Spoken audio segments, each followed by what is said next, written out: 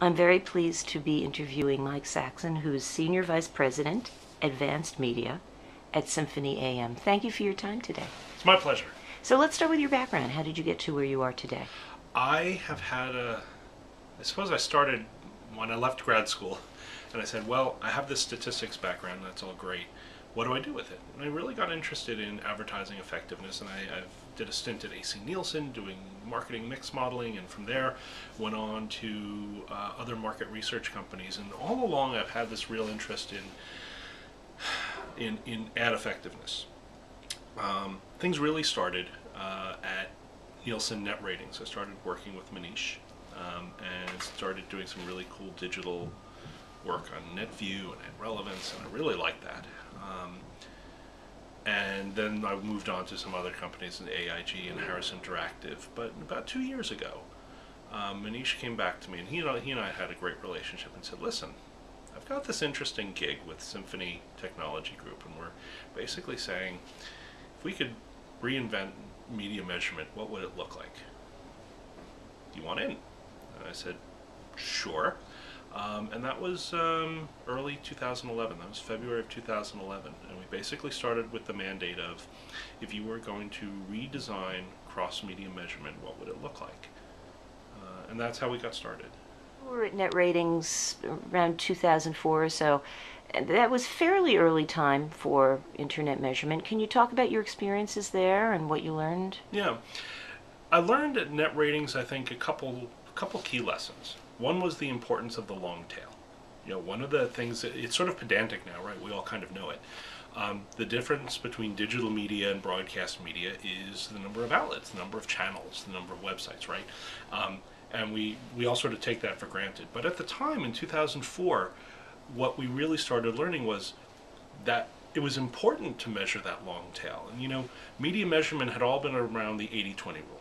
They'd all been around measuring where the bulk of the media spend was. And that's fine, except that agencies wanted to know where were the really engaging places to put advertising, where were the places that were cheap and interesting, and there was enough volume in that tail that they were interested, and we didn't have a lot to say about the tail at the time. So that was lesson number one.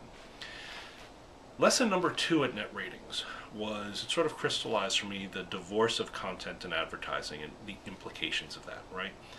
Media measurement for decades was all about measuring content, meaning what content, what newspapers you read, what TV shows you watched, what magazines you read. And the reason that we focused on the content was, if you knew what content people read, or reviewing, you knew what ads they saw.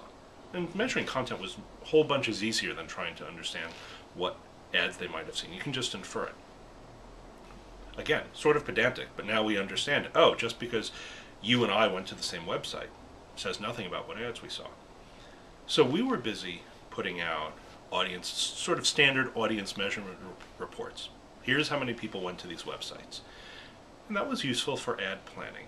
But there was this sort of increasing chorus from the industry, tell us more about what ads people saw. And we had this ad relevance product, but the measurement wasn't of the right granularity for these folks.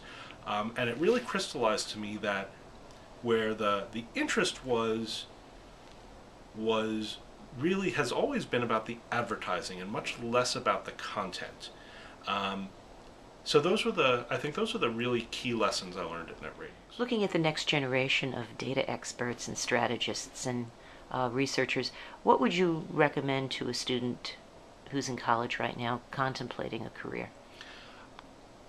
I think that the role of the integration of researcher and client has changed. And I think what I would recommend to someone contemplating a role in research, or someone someone who's recommending a role in research, is to become a subject matter expert first, not a research expert.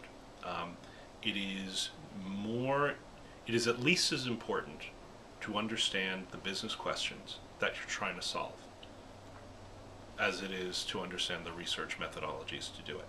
And that's been a shift, I think. That's been a shift where traditional researchers came out of very sort of academic backgrounds. And I think some of the very best researchers in the field now have backed into it.